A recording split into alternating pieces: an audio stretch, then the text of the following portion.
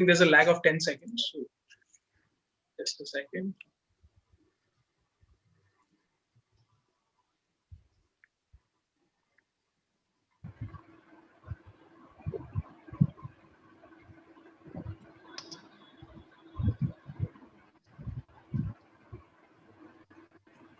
There's a lag of 10. So let's start. So welcome everyone to this session on Demythifying MBA by specifically IIM K alumnus. So this particular session, we'll be taking all your doubts and queries because you guys must have cleared, different colleges, IIM Kozhikode, IIM Indore, SPJIMR. So there are a lot of colleges which fall under this particular bracket. So we'll take all your questions regarding which college to select, but specifically in this session, we'll talk about the opportunities that you get at IIMK and life of a student at IIM Kozhikode. So with that, I'll just introduce the panelists here. There's one more panelist who'll be joining in some time. So till then, I'll just introduce the panelists that we have right now. So first up, we have Soham.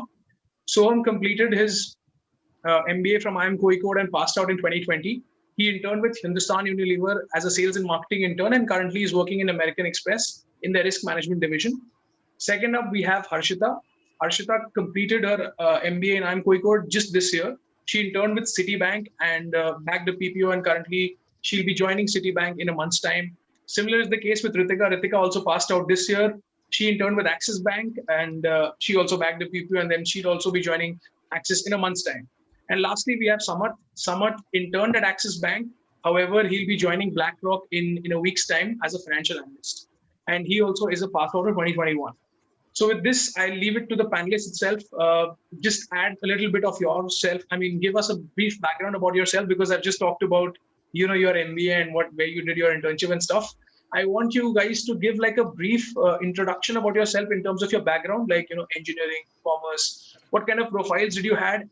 Also, what calls did you have apart from say IIMK? Because I'm pretty sure if you would have got IIMK calls, you would have had IIMI or other similar colleges calls as well. So I want you guys to talk about this particular thing in details, like what's your background, and then why did you choose IIMK over other options that you had?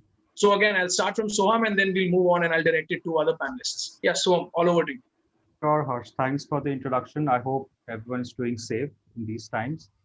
So as an introduction, so I did my engineering in aerospace engineering from IIM Kozhikode in West Bengal. And I completed my graduation in 2018, post which I did my MBA from IIMK, as Harsh said.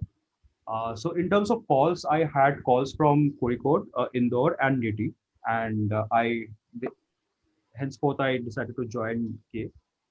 In terms of a brief introduction, as Harsh said, that I did my summers from HUL in sales and marketing, and currently I'm working at Amex in risk division.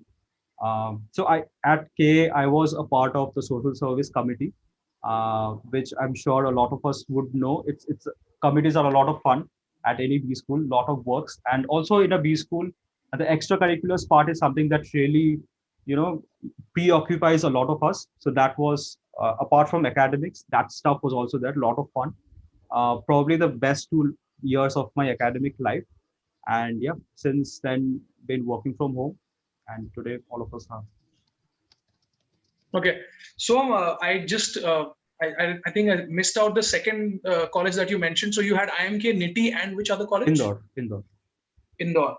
Cool. So I want you to elaborate in detail. Like, so if you did not want to go for operations, I understand that Niti would not have been an obvious choice. Mm-hmm. But because you had marketing in mind and obviously you interned at HUL as well, I want to know, why did you choose IIMK over IIMI?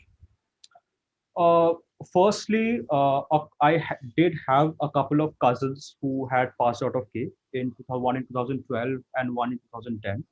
So the perspective that I got from their side was super positive.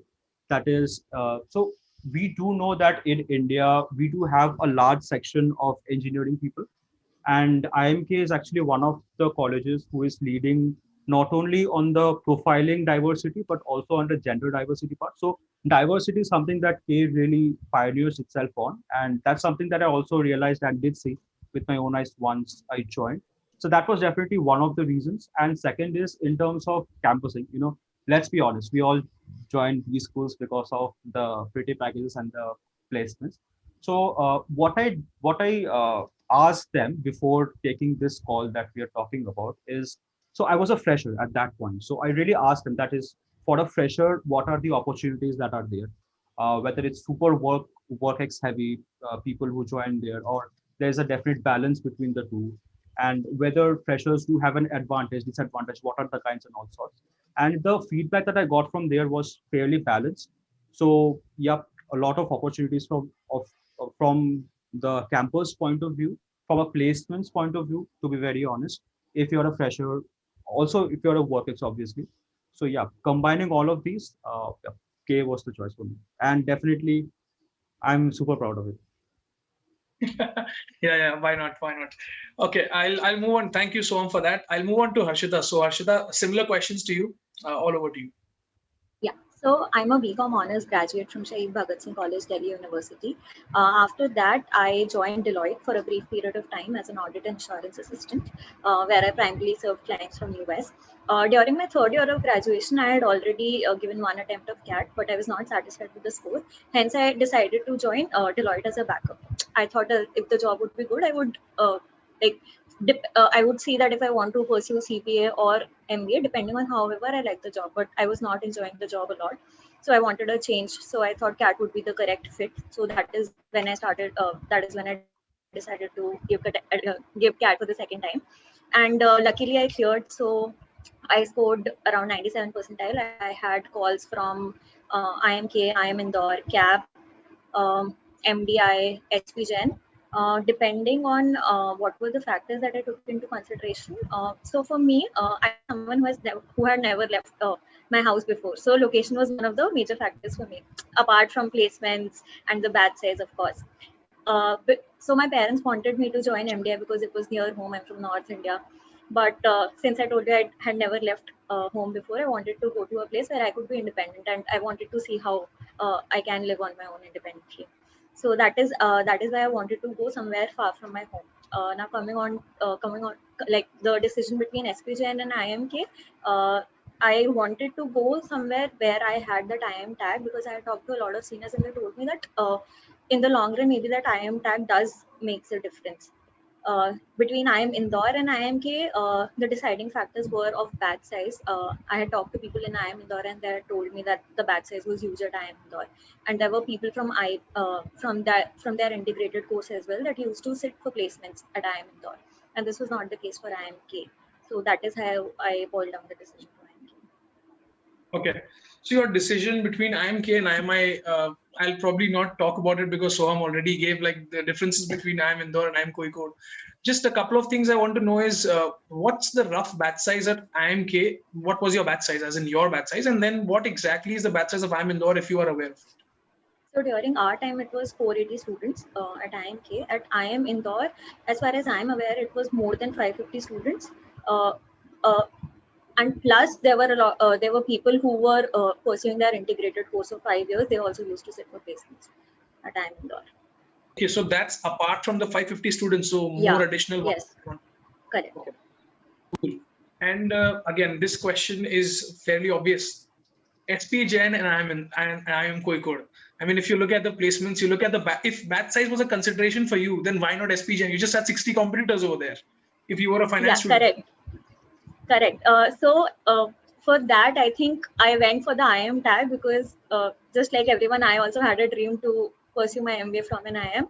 So yeah, that was the only differentiating factor. Okay, got it.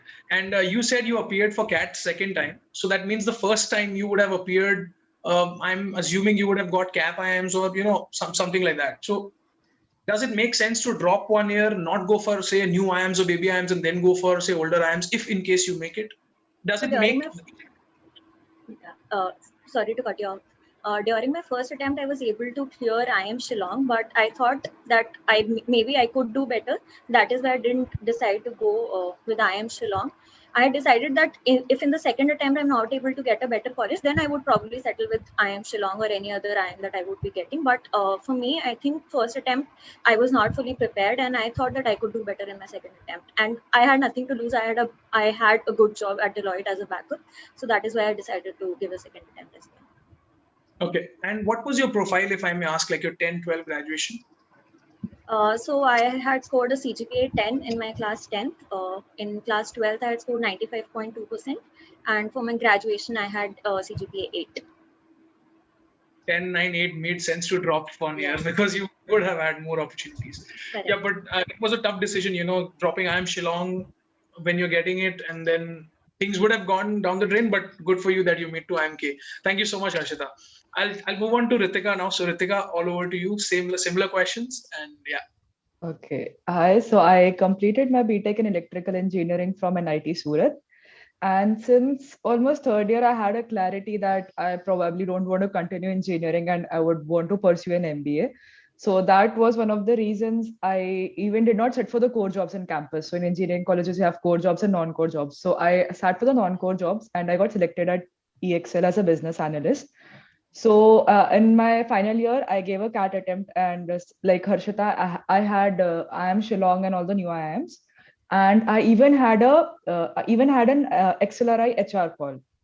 So I did convert both of them, but then there was a thing that I was never really sure about HR as a domain. And though XLRI is really good at its HR program, but then I probably thought I would not fit as a person who would do HR for the rest of my life. So I decided to drop it. And with my job, actually, this was not the attempt I was really sure of giving. But then I thought I'll give after 2 years. But then I thought maybe I'll go out of practice if I don't give my CAT this time.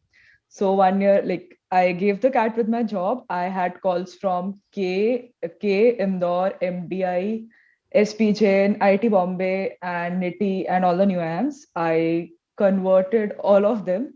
But then the problem there again was in SPJIMR, I was not really sure what specialization should I fill. So I took marketing just because a few of my friends took marketing. I was like, okay, I'll take marketing. But then when I actually converted the call, I started thinking that, is this something I want to do? But then I thought probably I'd be better at finance and not at marketing, because my dad is a CA and I've been very intrigued by finance since a long time. So I was like, no, probably marketing would not be something I would do. So I decided to drop SPGen and go ahead with IIM K. Like, had it not been IIM K, it had been SPGen for obvious. And yeah, so that's it. Okay. Again, a couple of counter questions to you would be, so like you said, you were not sure with your domain. So Yeah. is it advisable that people who are not, because SP has this thing that you have to choose a domain from the very beginning of your MBA life. So is it like those people who have calls between, say, IIM Kozhikode or SPGen would actually look at this as like a deciding factor, that if you're not sure about a specialization, maybe not go for SPGen and go for IIMK, because at least opportunities for you would be much more and not restricted to one particular domain. So with respect to that, I guess this particular thing is what people should look at. However, coming back to this question, I don't know. I think Harshita already mentioned that she had 8-7 months of work experience. I want to know what exactly was your work experience as well. Like, were you a fresher? And similar questions to Soham and Samarth also. So did you guys have work experience before entering into an MBA college, or like you were freshers? Okay, so I started like after I got into EXL. So after my BTech, I worked for a couple of months. I had a 9 months of work experience when I left EXL to join IIMK. So yeah, and EXL, like, I thought that, so I was very confused. As I said, it was an attempt which I was not very prepared for. But then I thought probably in the next attempt, you don't know, you might not be able to score so good. So that's the reason I thought, if I'm getting a good college this time, why not take it this time? And uh, I could not take the risk for ABC, because that was a lot of risk I thought worth, and I felt it was not worth taking at that point of time. So yeah. Okay. Thank you so much. Thank you so much, Ritika. I'll move on to Samarth now. Samarth, again, similar questions to you. Please take it. Sure, sure. So my name is Samarth Mehta, and I have done my graduation from the Heritage Academy, Calcutta. I did my graduation in computer applications, and during my undergrad, majority of the projects, internships that I did, they revolved around data science and marketing and all of that. And in my graduation time, I was really active in working with startups, and I had a fair bit of a vision that I wanted to do an MBA since like class 12. So I had started off my coaching and everything pretty early. But as they say, cat D-Day mishap happened, and I ended up scoring 97.4 percentile. And contrary to Ritika, Soham, and Harshita, my best call was K, and I did not even have the contemporary calls alongside it. So it was either K or nothing. And I'd only applied to the IIMs, FMS, and XLRI. So I wasn't in any intention of joining CAP colleges or MDI for that matter. And I had applied to SPJIMR. So basically the top 10. And so it happened that I was waitlisted at K, and then the waitlist moved and I cleared it. And at the same point in time, I had job offers from Uber Eats, Dalberg, but I was like, I wanted to finish my education in one go, which at that time was a very uninformed decision to take. But yeah, still ended up joining IIM Kozhikode, and my summer intern was with Axis Bank in their strategy division. So I'd worked with them for a revenue incremental project. That is all that I can say. And apart from that, like, I was extremely active in college in terms of student bodies. Like, I was a part of 3 to 4 student bodies in college, and did a lot of case competitions in college, and got to interact with a lot of people. And I think most of the points are covered by Harshita, Soham, and Ritika, so I'm not going to reiterate over them again. So yeah, keeping it short. Definitely, we'll talk about case study competitions and other like clubs and committees, obviously going forward in the different segments that we have. So yeah, thank you so much, Samarth, as well as other panelists, for giving a brief introduction about yourselves. So we'll jump into the second segment of this session, which is talking about your MBA experience. Some of you had it online, some of you had it offline. I know 3 people who had it online, and then 1 person who had it entire 2 years offline. So I want to know it from both aspects, how exactly it differs. Again, with respect to placements, also. I mean, online placements, I don't know how it works. So I think somewhat, because he sat for finals, he'll be able to talk about it. At the same time, I want to know, how is the campus life at IIMK, whether it's on campus or off campus? What are the things that you witness in the first couple of months, so how to settle down the nerves? You'll have a lot of people, IITs, NITs, SRCC, so you'll have a lot of people from top quality students, so cream de la cream of the country. So how do you settle the nerves and at the same time prepare for your summers, which is fast approaching, like 2 months, 3 months down the line, you guys have the company visiting the colleges. So I want to know it from your MBA experience, as well as how do you settle down or from that overwhelming situation in the first couple of months. So again, I'll start with Soham and then we'll move on. Hey, Harsh, sure. So in terms of the experience, I do remember specifically that the first day when I went to campus with my parents, and we were confused to which hostel actually I was allotted. So we ended up doing a full round on almost an entire round of the campus, and I was just spellbound. I mean, there was an entire valley which was opening up from one side of the campus, and I did not expect 2 years of spoiling myself with that view for the entirety of 2 years. So first was that. Now when all of us got admitted and the classes started rolling, we had the ice breaking sessions and all with seniors, with our peers, etc. So in terms of the first 2 months, the first 2 months is actually full on rains in Kerala at that time.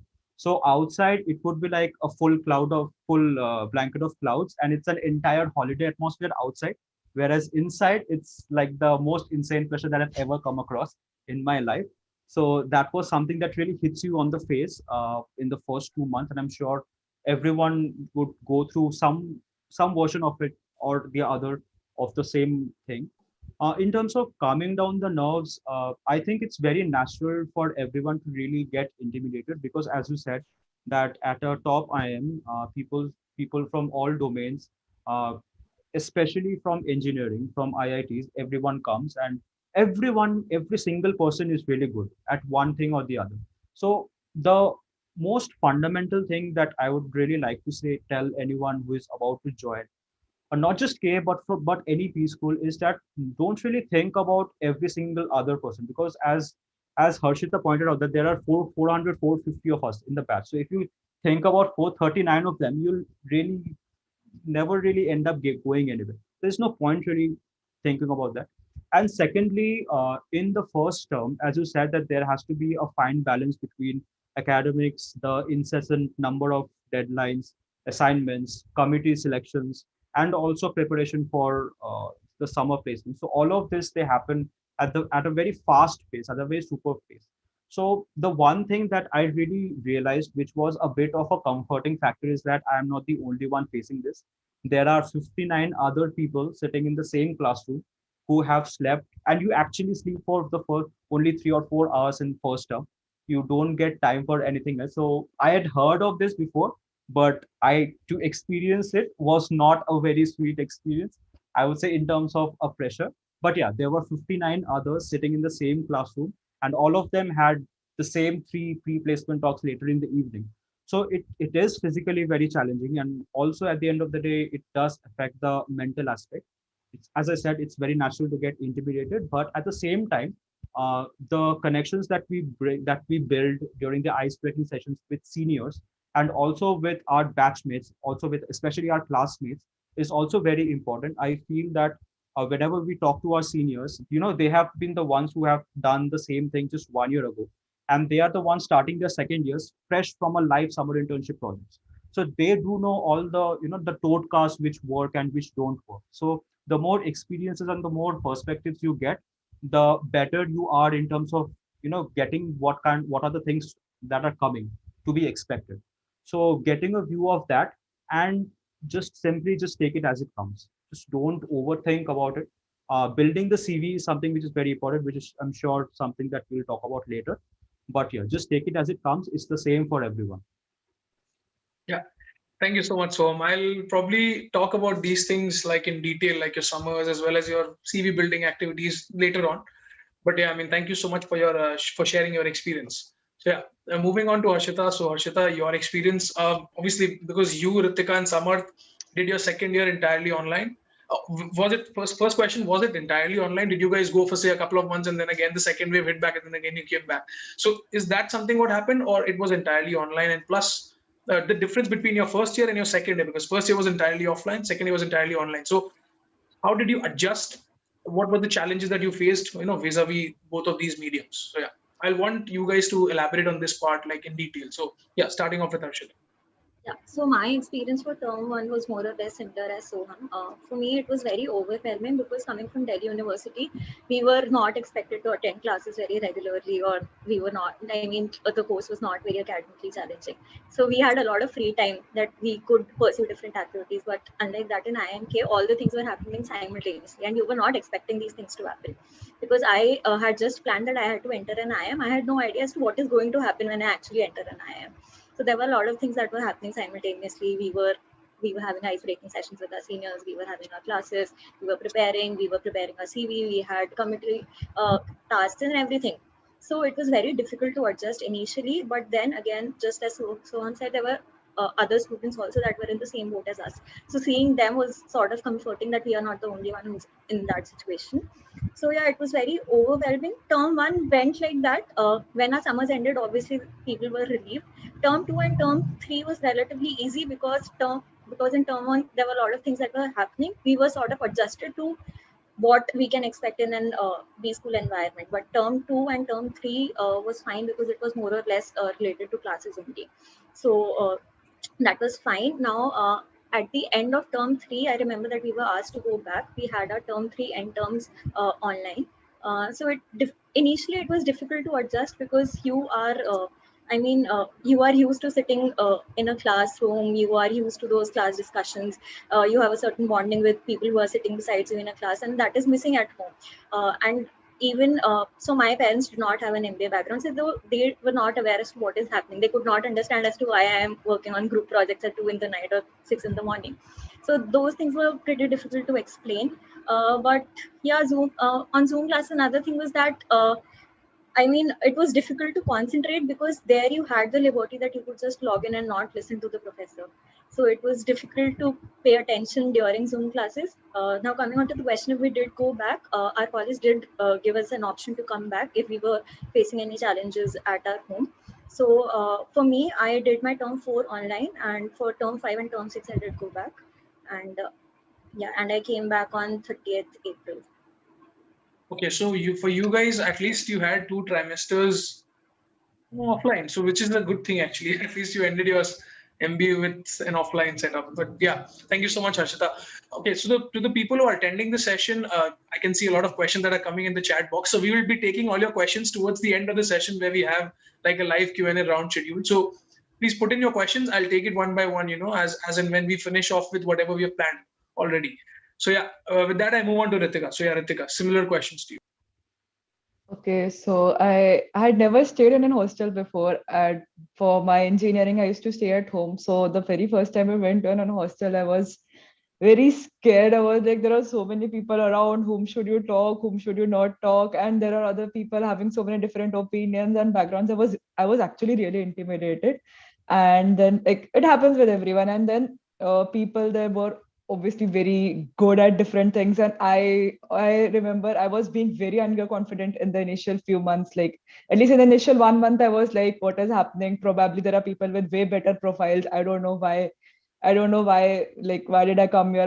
I was having a lot of doubts. I was having a lot of self-doubts. But I remember I went to a senior, and there is that one conversation I'll remember for my entire lifetime. And she helped me out. She literally that day changed my perspective towards things. And so one thing I realized in term one is that if you interact with seniors, they'll definitely calm you down. Their experiences help you, because you will be like, okay, yeah, they were in the same place. If they could make it, even you can make it. There's nothing something difficult that's happening. And then for the offline versus online MBA thing, so yeah, for term 4 we had an online MBA, but I don't know, I had subjects in which the professors used to cold call.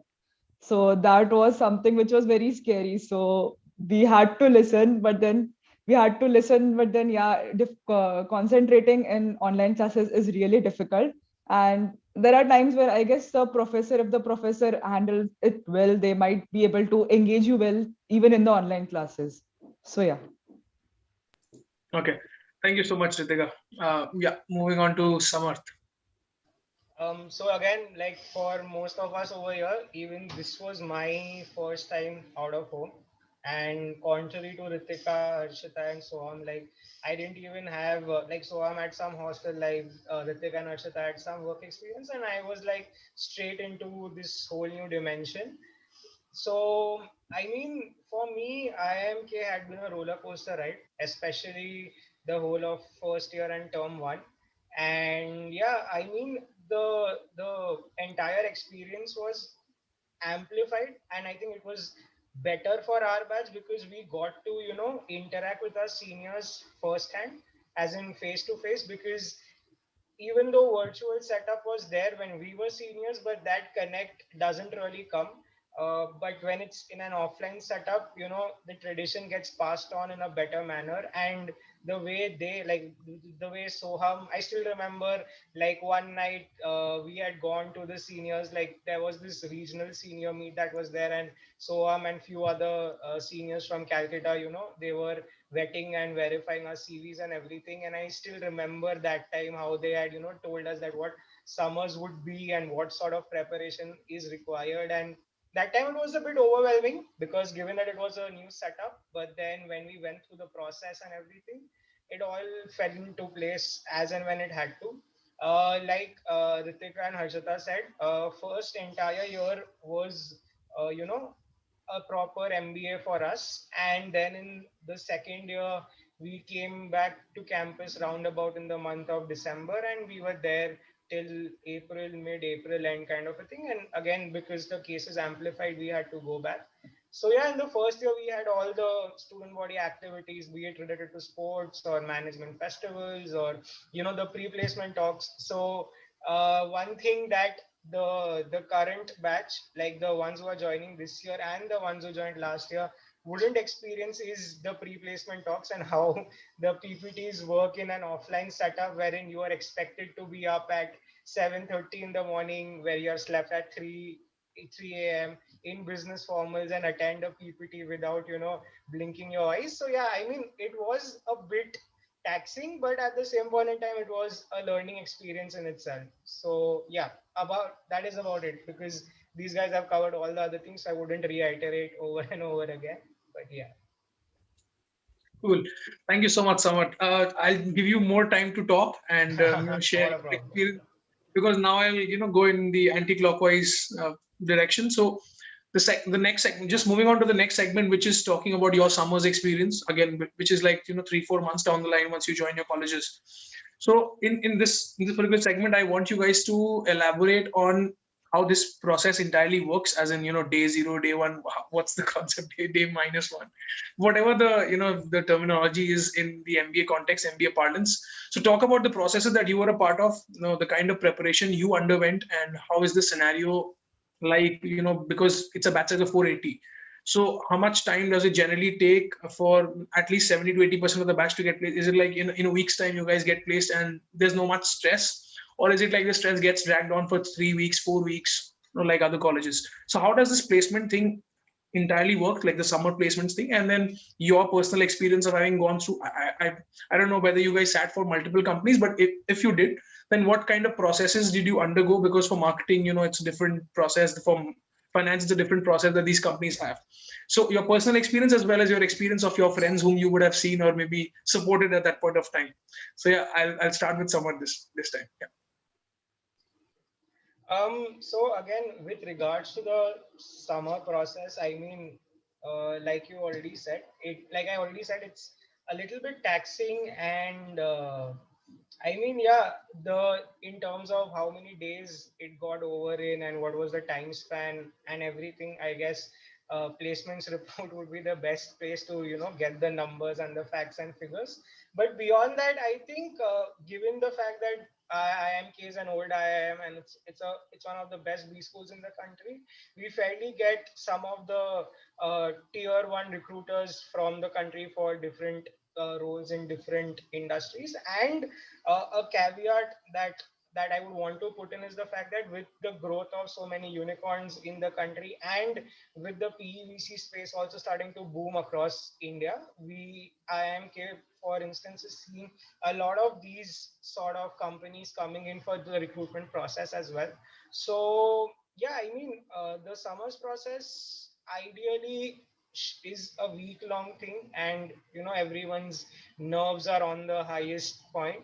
So I can share with you both the offline and the online experience. So in terms of the offline experience, I remember, even though I was placed on the first, like at the night of the first day itself, it's almost like a 16 to 18-hour long day, wherein you have your entire summer's back kind of a thing, where you have your formals, your shoes, you're carrying a face wash, you're carrying a dozen CV of different variants around you, and you're running. And so there is a very strong culture at IIMK that is there, wherein the place or the area where the placements is happening, even though you are placed, you are not, if you are in that area, you are not supposed to take off your business formals. So other people wouldn't feel bad that, hey, this guy is placed and he's chilling around and we are still in this deplorable condition. And the good part about the K community is that even the seniors come in business formals with proper shave and everything to help the juniors to smoothly go through the process. In terms of the entire virtual experience, I guess it's not the same as the offline experience would be, because in the offline experience you're there to support your friends. So the most important thing about summers is getting a good job is all right, but building that entire support or having that support system is very important, because there will be times where you'll be going through 20-25 odd interviews and still not getting an offer, which is a very usual possibility. But at that time you would be having your friends as a support system to guide you through the process. When you're in a virtual setup, I believe it's very difficult in that sense, because you are there alone in your home, as in alone without your friends, I mean, in front of a computer screen, and you have to face rejections, and at the same point in time you have to prepare for your further rounds. So that becomes a bit tricky. But having said that, again, unpopular opinion, summers is one of the most taxing yet one of the most learning experiences that one could have in their B school journey. Okay. And like you said, that you got recruited in the night of the very first day of your placements. So how were I mean, what is entirely the recruitment process at Axis Bank, or say some other companies that you would have sat for? So are there GD rounds followed by interview rounds? So just elaborate on the process. So so again, there is no one fit for all procedure for different firms. Like for consulting firms, it's different. For Prodman, it's different. For marketing, it's different. For finance, it's different. So consulting firms generally have 2 to 3 rounds of interviews, which involves your case round and then the final being the HR round. For marketing, sales and marketing, obviously there is GD, which is like the most base criteria, and for following that there are subsequent personal interview rounds. For finance firms, like for some banks, say for Citi had a GD, and then that was followed up by a PI. But for say Axis or even Amex for that matter, they directly had PIs and shortlisted, and then the final selected candidates came out. And for Prodman, again, like Prodman or even your supply chain and ops roles, sometimes they have an Excel test, they sometimes have a case study discussion wherein they have to pitch products or pitch product ideas, and then PIs are being followed in the subsequent rounds. So it's different for different verticals, so to say. Okay. And how did you prepare for the same? Like, what exactly was what was going on in your mind when you were sitting for different companies? Like, did you have this thing in mind that I just want to sit for companies which are, offering strategy oriented roles, or is it like you applied for majorly all the companies and then whatever worked? So is it like you had a pre-planned list of companies that you had to apply for? And secondly, what was your preparation strategy? So to simplify things, I mean, the most common phrase that you will hear from even someone who's passed out of IIM Ahmedabad is the fact that summers are random. Like that is one fit for all B school kind of a phrase that you'll hear.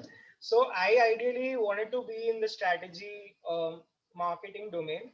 So my preparation was on those lines, but I mean, a standardized preparatory tool which I think will be helpful for all domains is case prep. So ideally, case study preparation is something that is required. But apart from that, given how summers are at all B schools, if you don't have work experience, you should do some bits and pieces of finance, of sales and marketing, of consulting, because Prodman and supply chain are essentially roles that are more work experience biased. So for those who have that sort of a backing in terms of software development and your other tech oriented roles, they can prepare accordingly for the same. But for the other three, I think it's more or less case prep followed by how good you are at group discussions, and most important bit being CV. Like for any point that I pick up from your CV, ideally you should be able to weave a story around it for 2 minutes. Like that's the bare minimum that I would say. Okay. Thank you so much, Samarth. Thank you. Yeah. Moving on to Ritika. So talking about the summers experience, so there are a lot of times where you get involved a lot in PPTs, because our section was the one that went to attended a lot of PPTs. So one thing that I remember helped me was during PPTs, we used to make some certain notes, like what the like something about the company, something about the role. Honestly, at that point of time, I felt maybe I don't know what I'm doing, but then that really helped me and some of my friends during the placements process, because we had written down and I still remember in my Access interview, I talked something about the PPT, and the HR was impressed that she was like, "Oh, you were listening to the PPT," whereas most of the students are not. So those notes helped two-way. Like it helped me stay awake also during those PPTs, and it helped during the last time.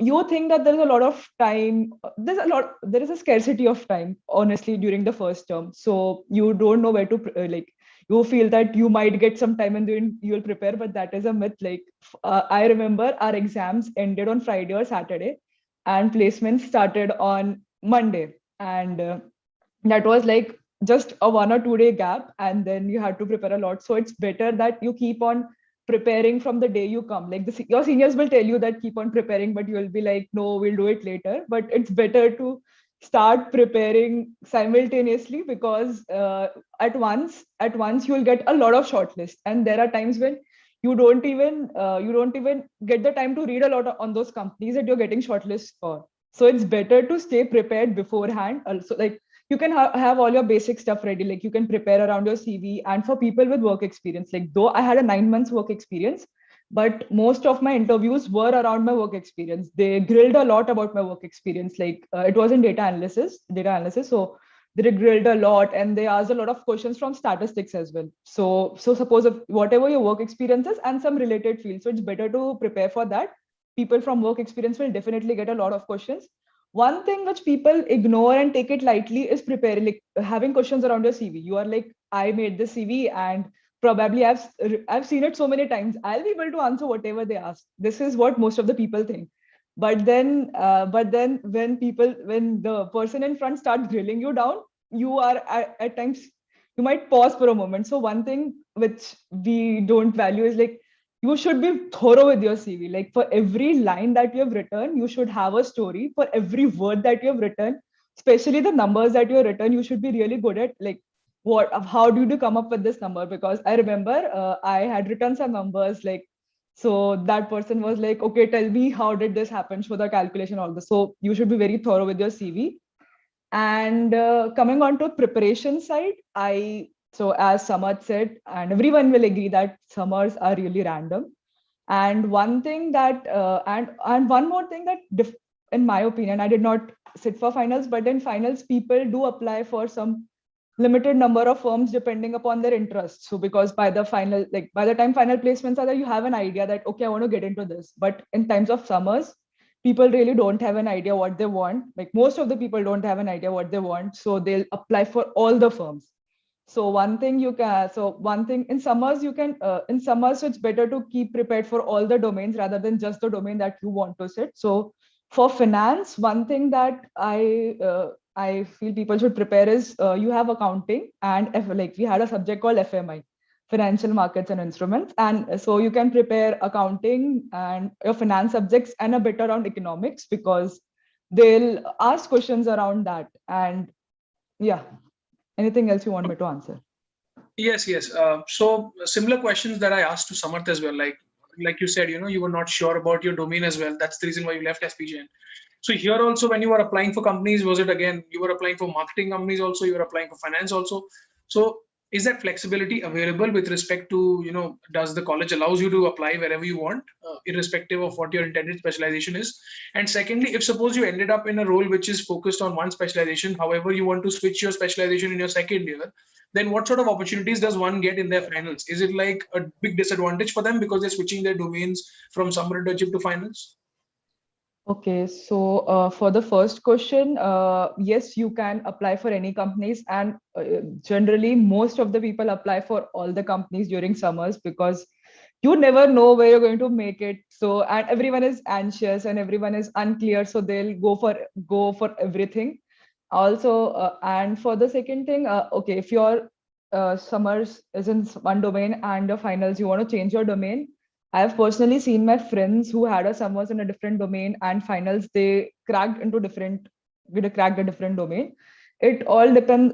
So I feel you can do some of the things, like you can do some of the live projects, and you can definitely, if you want to get into marketing, you can do a lot of case competitions which happen on campus. So, and for general management as well, like if you have some decent case competition CV points on your CV, and also one thing that you can do is, suppose I have gotten into a finance firm and something that I want is strategy. So I can probably ask my manager or ask my buddy to kind of mold my project around those lines. So if you want a strategy thing, they might give you something, they might change your project a bit to have a different dimension to it. So definitely you can write those CV points from that perspective if you want to appear in finals. But yeah, there are some people who are able to successfully change their domains and some people who are not able to. I don't know like how this works, but yeah, some people were able to do it. Okay. And how was your interview like? What kind of questions do these people ask? Samarth did not answer this particular thing, but I think because it was a similar company, so you would have similar sort of experiences with respect to questions. So was it entirely based on your work experience, or basics of finance is what they generally ask, like accounting ratios and stuff like that? Okay, so I had another interview before Access as well. So I'll tell you from both the interviews combined. So one thing that is important is tell me something about yourself question, because that is from where they'll pick up hints and they'll start asking. So this was a question I had prepared well, because I knew that what are the things I want them to ask me on. So those were the things I left a bit incomplete so that they could catch it upon then. So this is I guess this question is somewhere when you can kind of give a direction to your interview and give them hints that what should they ask. In my interviews, they did ask a lot about my work experience. And since I have worked in data analytics, they did ask a lot of questions around statistics. Like they did ask a lot of questions around theoretical, like I guess I cannot recollect now, but the questions were around statistics. And I don't know how, but there were a lot of HR type questions also. Like they asked, what is your family background? How would your friends describe you? What do you think as your weakness? And then, yeah, and why this role? And they asked me why this role, why this bank. They even asked, who is your role model? And then they're like, why is this person your role model? And so these are the questions that I did not expect them to, but they did ask a lot on these aspects as well. So yeah, for finance, I guess they did not ask a lot, but they did ask something around. They asked something around like, what is your favorite subject, and then just from like, so I said accounting, and then they did grill me a bit on those, but that was because I chose it on my own. So had I chosen a different subject, they would have asked something else. So yeah. Okay. Thank you so much, Ritika. Yeah, moving on to Harshita. So Samarth and Ritika have covered most of the points. Just like their experience, my summer's experience was also very emotionally taxing. You are you are busy preparing your CV. You're not very sure as to when summers are going to happen. Like we don't get to know about the exact date when summers are going to start. There is just a rumor around the batch that starts happening that, oh, from this date the summers are going to start. So you don't know when to stop that CV preparation process, or when to focus on your academics, and when you have to start preparing. So a person has to really prioritize as to they want to devote their time for academics or for your summer preparation. So this was how we had to juggle things. Now coming on to the preparation part, we had a lot of committees that were giving us assignments. Like there was HR committee who used to give us questions about the HR questions that we could potentially be asked during an interview, and we had to submit those assignments. We had to think about those questions and submit those assignments. So that was one form of preparation that the students could do. Apart from that, we also had seniors who were taking our mock interviews. So depending on how our CV was, we could estimate what questions could be asked to us in our interviews, and we could also go to them for feedback, or we could ask them how they prepared during their time. So we could get to know about the potential sources where we could prepare. Another thing is that most of the committees and interest groups come up with their own preparatory material that a person can go through before studying. So this was on the preparation front. Now coming on to if people want to change their domain. So it is not only during summers and finals that people really want to switch their domain. There were a lot of students who had pursued a different, like for example, a person maybe had done engineering in their undergraduation and they were interested in getting a role in finance. So there were a lot of people who wanted to switch their roles during summers only. So I remember for finance, a lot of seniors gave advice that there were certain certification courses that a person could do if they wanted a role in finance. For example, Flip was one of those courses that seniors would usually suggest a person to do for finance roles.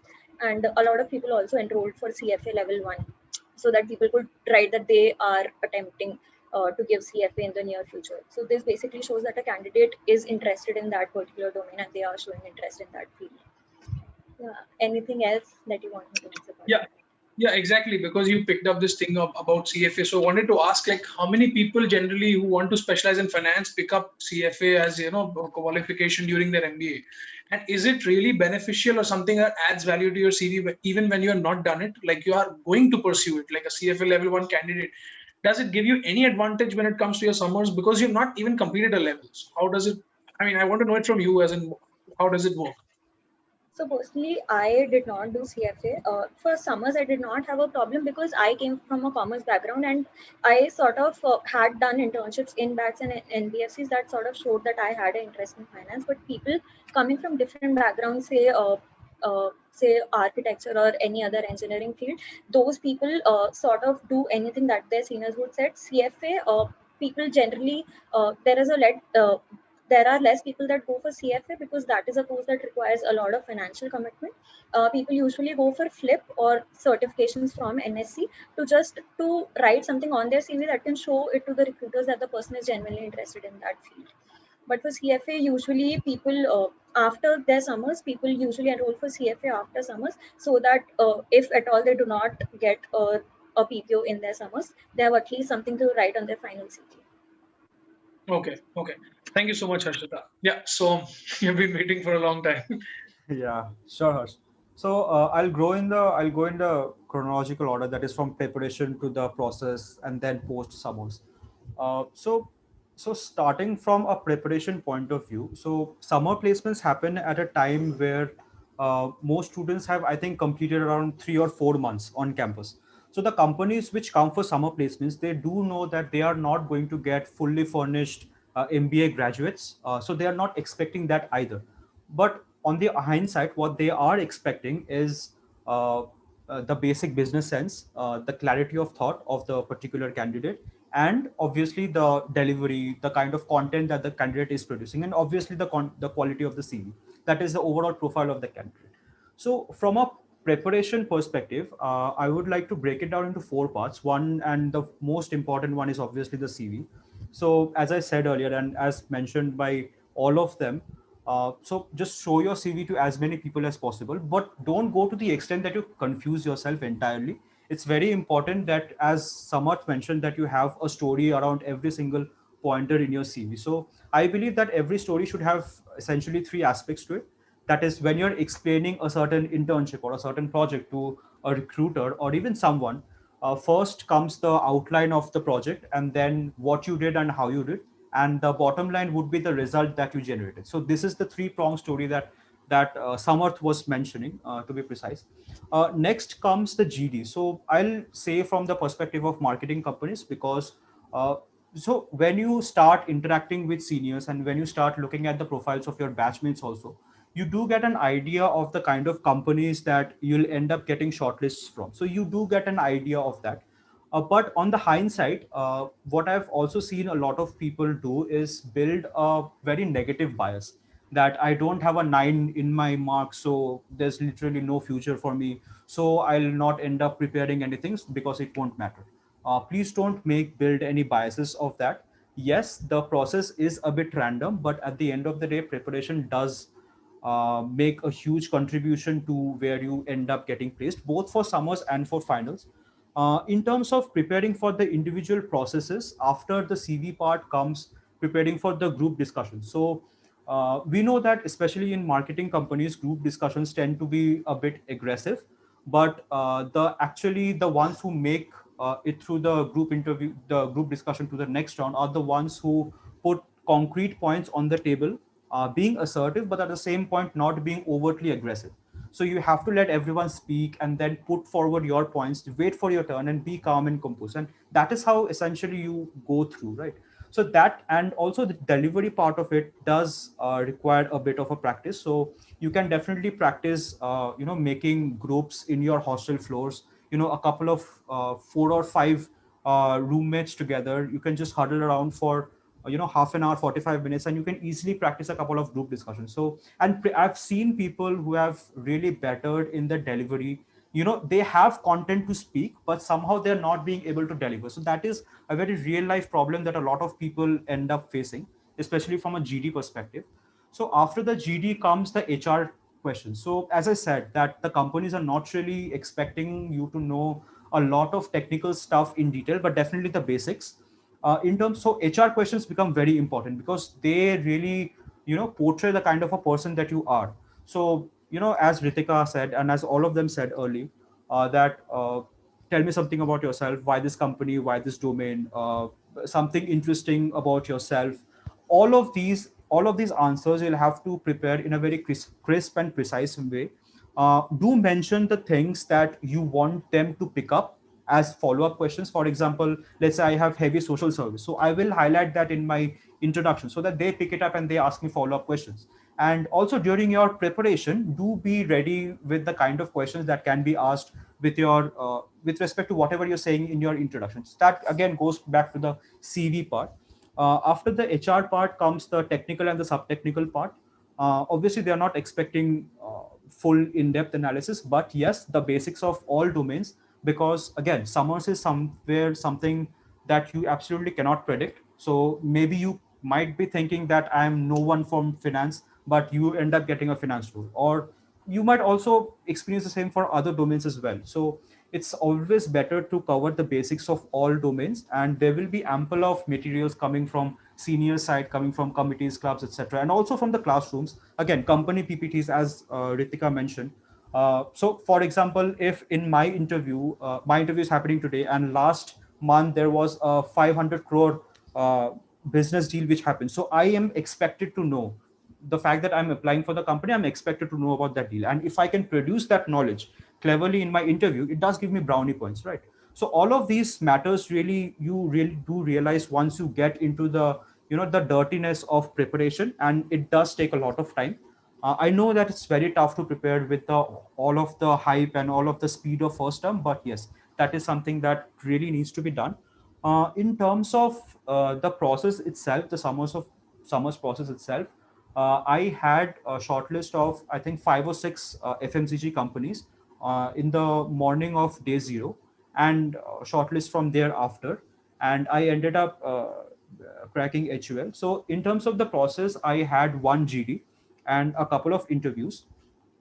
So again, most of the interviews was, I would say, 40% HR, 30% business sense, and the rest, mostly it's around your profile and your CV only. So the kind of person that you are, you have to portray that properly in front of the interview, and that does take a considerable amount of practice. And in GD, obviously, you'll have to be, aware of all the things that are going on. The GD topics are mostly generic. There's no real hard, fast, particular topics that are really given as GD topics, especially from a summers perspective. So all you need to do is just, put your points in the table and just wait for your term and just be calm and composed. One other thing from a preparation point of view is that in summers, it's very mentally taxing, right? So 2-3 months, you hear absolutely everyone, even the people who are cooking in the mess, that summers is going to be very, very tough. So it's very important to brace yourself for, facing failures, because all of us do gear up for success, but no one really thinks, what will I do if I get, repeated rejections? And it has happened with everyone. I mean, most people at some point or the other, as I said, everyone is good. No one is, below par. No one is above par. Everyone starts at this baseline from on the evening or on the morning of day -1. So preparing yourself mentally is very important. As I said, that you will have an idea of the kind of companies to expect on the basis of your profiling that your seniors are going to tell you. So that's about the summers process. In terms of shifting domains, yes, definitely. I have interned in sales and marketing, and eventually I got placed in analytics, and I'm currently in risk management. So after your summers, you do get a lot of time to really understand the subjects. As Harshita mentioned, that term 2 and term 3 are mostly academic, right? So you do get the time to delve in deep into the subjects, and then choose that whether what I'm really liking and what I'm not.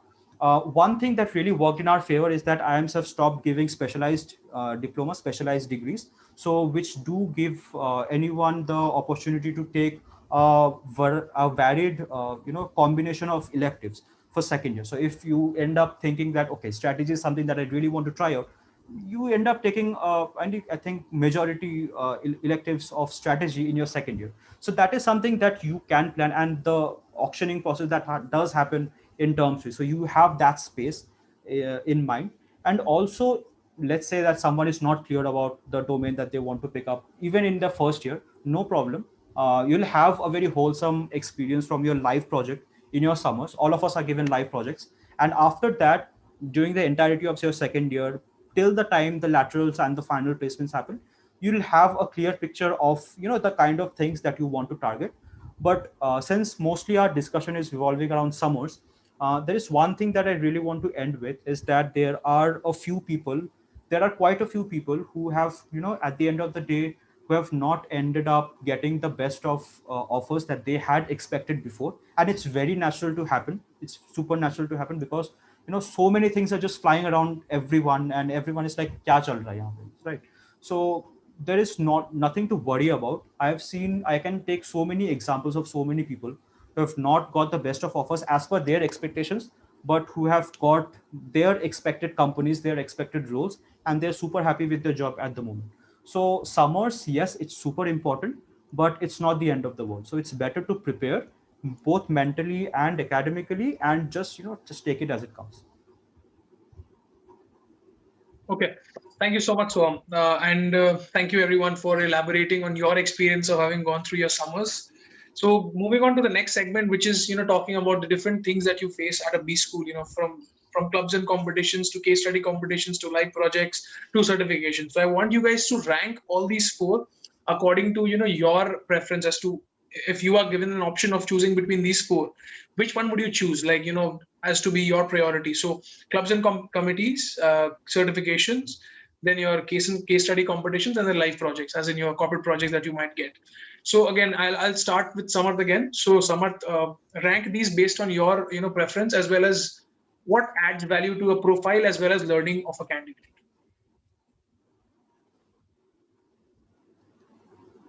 So I would rank case competitions first, live projects second, student bodies third, and lastly certifications. The rationale that I follow here is basically I've gone through this, which is why this is the ranking order that I prefer. Now, the reason why I put case competitions so high on the pecking order is because of the fact that in these case competitions, you get to work with live business projects. Like, these are problems that the company is facing, and you have to give solutions to that in a very short, specific time frame. Now, as Soham had mentioned, that in terms of your summer intern, you generally get intern projects which are basically live business problems, right? So I mean, that was when situation was normal. Now that it's a virtual setup and all the organizations are actually going for a virtual summer intern, the chances of you getting live project or a business project that involves data and everything is little difficult, because the privacy policy of the company and all is put at stake because you are working from a virtual home setup. So and another thing of case competitions is the fact that you might just get an opportunity of earning an offer from that case competition. So for someone who's say interested in sales and marketing, but that person got an intern in a finance firm, case competitions are one way of getting into that domain. And lastly, I mean, this is the least important bit for the case competitions, but yeah, you get a lot of prizes in terms of cash and kind as well. And most importantly, you get to network. So when I say network, you not only get to meet people from other B schools, but also the senior members of that organization that you get to meet if you reach, say, the regional finals or the national finals. And I couldn't experience it personally, but then these finals are really grand. Like, you have a proper business conference setup, and you probably travel to a Bombay or a Delhi for that matter.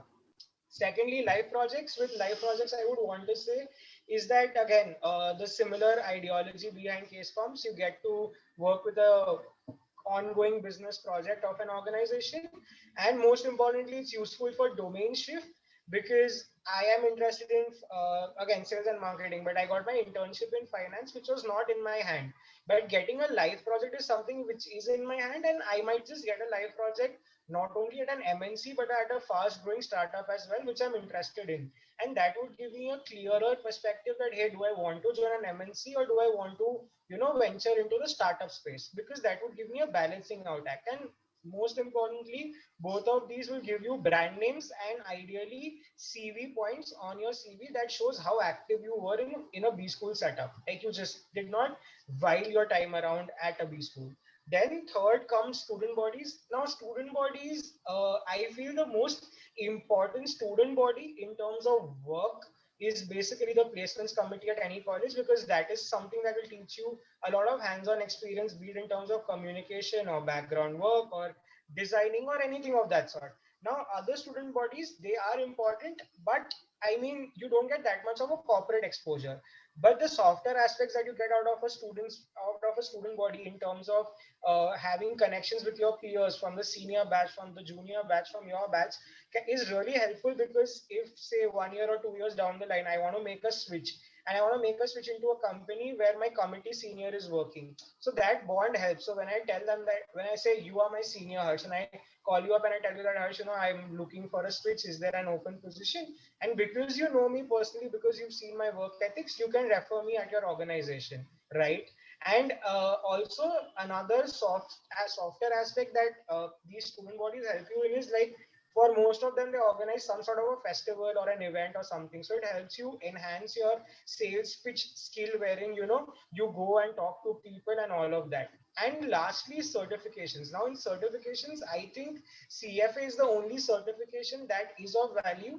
Apart from that, I don't believe like Six Sigma and all is there, but your Coursera and edX and all these certifications hold no value, because again, you are working in a very articulated educational project, which is not very hands-on. So yeah, for theoretical learning purpose, it's fine, but for practicality, it doesn't really add that much of a value. Okay, thank you so much for elaborating your preference and also what every student takes out of these 4 aspects. I'll talk about clubs and committees a little bit more, because what exactly are the processes in which this entire thing happens, like conducting different activities through which you recruit junior members. So can you elaborate a little bit on clubs and committees as to what exactly these look like at, say, IIMK? Because I've heard about I've also been a part of your fest, which is Backwaters. So I want to know about clubs and committees from an IIMK perspective, as in what all the processes are and how does a student get into it, and then what exactly do students extract from this? Again, so the like Backwaters, you said, I was a member of Backwaters in my first year at college.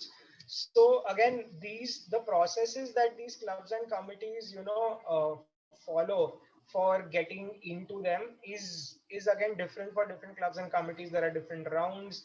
Mostly it's a very democratic setup, wherein you are expected to like the final shortlisted candidates are put on vote, and then the final selection takes place. But there are subsequent rounds before that for different committees, and there are different tasks that are annotated towards all those rounds, which again a particular individual will get to know in due time once they join college. Because every year this is a dynamic process, wherein the tasks and everything keep on changing as the new batch comes in. So not anything concrete can be said about it as of now.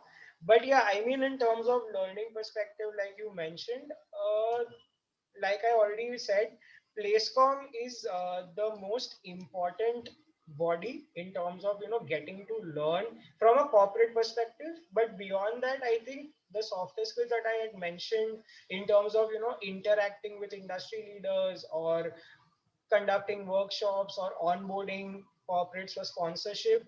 And so, like, Harshita was a part of an student body called Financially Yours, which actually creates investment reports. Like, if you have money to invest, and they give a stock report for everyone. And even they are formulating some fund at IIMK, which is similar to what is there at IIMC or MDI. So different clubs and committees even offer facilities like these, wherein you get to learn hands-on things. So yeah, it's a very holistic point of view to things. Okay, thank you so much, Samarth. Yeah, moving on to Ritika. Hi. So I would definitely rate it in the same order which Samarth said, and he did cover a lot of points. But one thing, if you are in some another first is definitely case competitions, because this time a lot of things were changing. So most of the case competition problem statements were around how to engage customers in a new manner and direct to consumer things. So you get to know, if you do participate in case competitions, you get to know what are the current business problems that the companies are facing, or what kind of problems you would be required to work on in the future. Second would be life projects, and third, committees. So one thing I would say, if you are in a committee which is probably student council or alumni cell or placements committee, I would rate it at a second priority rather than life projects, because because the kind of experience that you get and the kind of impact you can make from those committees is huge. For example, like Samarth talked about placements committees. For Students' Council also, like you have to manage the concerns of the bad side of the people, and you will be really good in dealing with people. You will be good in dealing with the administration as well as the students, and because there are a lot of people, a lot of problems will come. So yeah, that helps. Also, alumni committee is something that you can go and create an impact, because there is somewhere you can get to connect with the alums from your college, and a lot of activities which alumni committees can organize, which will help the other students because they'll get guidance from the alums. And other is life projects. So yeah, and last is certifications, definitely, because this is something which I feel does not help a lot. And yeah, CFA is important, but then if you have cleared CFA level 1, I feel even that is not something that really helps you, because there will be a lot of people who have cleared CFA level 1. So if you want it to create an impact, you should have cleared CFA level 2 by the time of your final placements, because everyone knows level 2 is much more difficult than level 1, and the passing rate is also comparatively lower than level 1. So yeah, if you want to go for CFA, then make sure that you're able to complete both the levels before your final placements. Then it will definitely create a huge impact. Okay, so just summarizing your order. So it was case competitions, life projects, clubs and committees, and certifications, or you had. So it was that. And if you are either in placements committee or a students council or students alumni cell, I would definitely keep it second rather than third, and I would put life projects down. Yeah. Okay. Thank you, Ritika. Yeah, Harshita. Also, just one more thing that because I saw this thing and I know this thing as well, that you had participated in a competition called L'Oreal Sustainability Challenge, and you got a national finish in that particular competition. So talk about your experience of that competition, as well as you were a part of student body, as these people have highlighted, and at the same time, did you get a PBI or a PPA from L'Oreal for that particular competition? Yeah. Sure. So my preference order is same as Samarth. That is, I would keep case competitions as first, live project second, committee or student bodies at third, and lastly would be certifications. My reasons for keeping case competitions at first is because there is a completely different industry that you get to explore depending on whichever company's case competition you are participating in. For example, I remember we participated in a case competition for Infosys, where they gave us a problem statement related to the airlines industry. So it was a new domain for us, where we had no knowledge of airline industry, but because of the project, we researched a lot about the airline industry, and at this point, I can fairly say that yes, I have a certain knowledge about that industry. So there are a lot of different industries that you get a chance to explore through these case competitions. Apart from that, obviously there is a networking aspect, because for case competition, most of these case competitions you have to apply in teams, so you can connect with different students for every case competition. That is how you can build bonds. You can talk to your seniors who had participated in these competitions last year. You can take their help. That is how you can bond with your seniors. So apart from getting pre-placement offers or getting to interact with the HRs, networking and knowledge is one aspect that comes along with case competitions.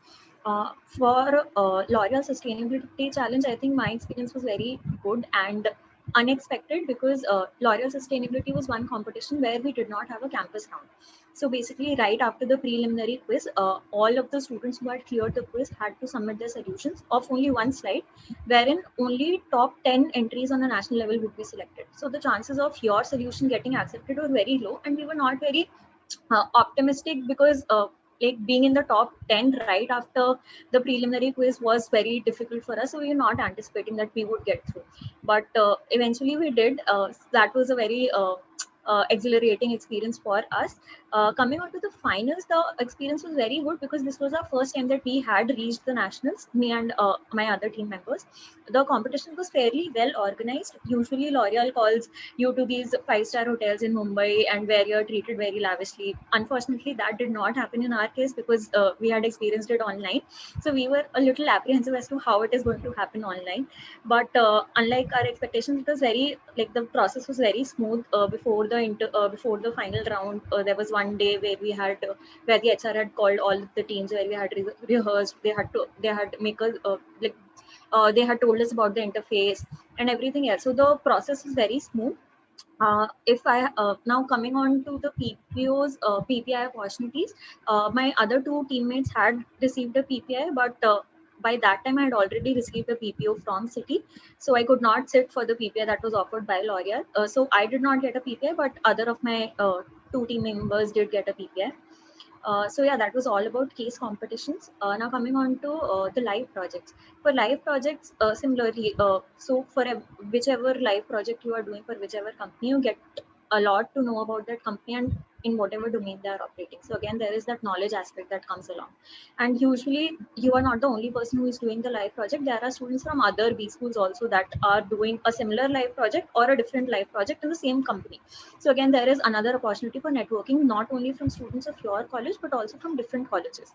And obviously you're reporting to a manager who is working in that company or the HR who is from that company. So that way you're also building your corporate connections.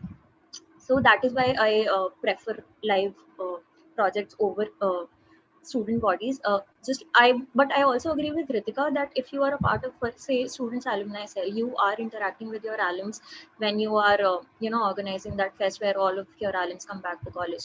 So you are in a constant touch with those alums, and those alums are eventually working in the corporate world. So that is also one way of building your corporate connections. But I think there are very limited committees and student bodies that offer you that chance.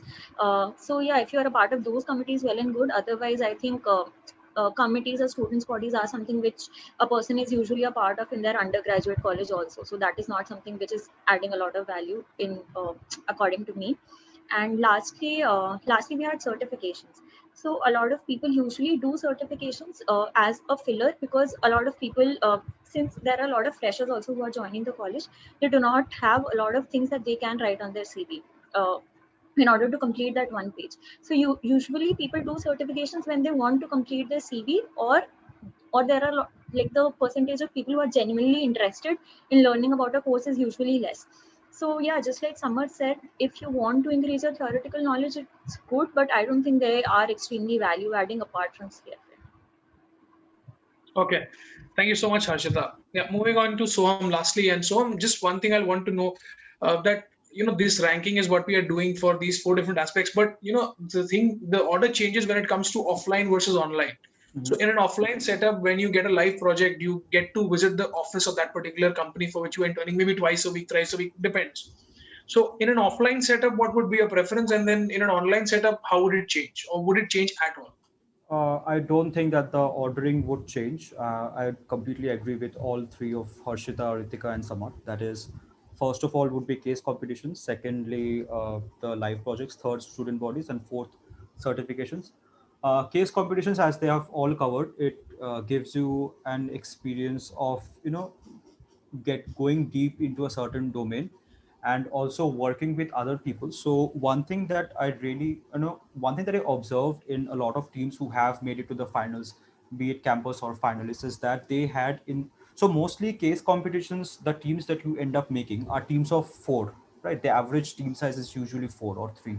So the ones who end up going to the finals are the ones who have people from all domains. I mean, one person who is probably an expert in finance, one person who is probably a strategy expert or an ops expert, and another one who's like neutral, right? So when you have people who have interests in various domains, so they do bring in different degrees of perspectives, which do help when you're making the final PPT. So you can tick all the boxes when you give your final recommendation as a project bottom line. So that definitely helps.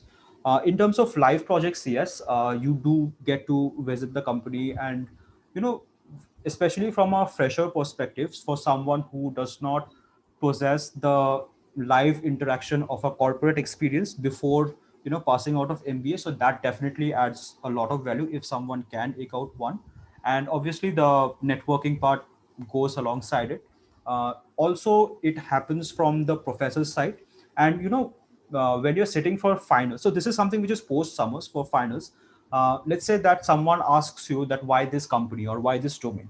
So when you have a certain, let's say 1 or 2 live projects, let's say one with a company or one under a professor, let's say alongside a research scholar that you have contributed to a study. So that is something that you can really add a lot of value in your answer, and give a lot of concreteness to your answer.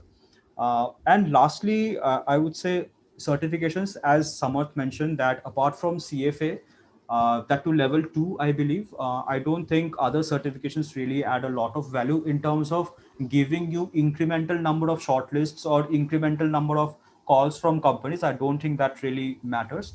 Lastly, I'd come student body, though it was third on my hierarchy list. But so in terms of student body, so I myself was a part of the social service committee. And before our summer placements, the 2018 Kerala floods had happened. And so we, as the from our college, we had represented all the flood related work that the IMK community was contributing towards the cause. And we got to work with the district magistrate. So this entire topic of Kerala floods was a discussion for a solid 10 to 15 minutes out of 40 minutes in my HUL first interview. And it was also mentioned in my HUL second interview. So that definitely gives you solid content to really speak on the kind of concrete stuff that you have done during your stint in B school. So yes, student bodies definitely helps. Also, another thing is that student bodies really help you to know people from other sections, people all across the batch. So that exposure you do get. And also, as Samarth mentioned about some sales pitch, yes, so in social service committee we did interact with a lot of people outside. We taught students from 4 schools, so we had to go and interact with the school authorities and convince them and bring the students over here and then teach. So that entire experience is very wholesome, and it's a lot of satisfaction at the end of this. That's very enriching when you look back at the end of your MBA journey. And in terms of certificates, again, apart from CFA level 2, I don't think anything else really add a lot of value. Okay, thank you so much, Soham. And with that, actually, we complete the entire segment of discussion that we had. We'll just take some questions from the chat box now. But before that, I want to mention this fact that a similar session like this that we're conducting today, we have it with IIM Indore Alums tomorrow. And similar to your choice sets, these people would have also had choices of going to IIM Kozhikode. So now that you know the Kozhikode side of things, I would invite you to also know the Indore side of things tomorrow, as well as we have another session in the morning tomorrow, which is with NITI and Excel alums. So, they talk about HR and operations in that particular session. So if anyone is interested, then do subscribe to this channel, because, you'll get notifications whenever we go live.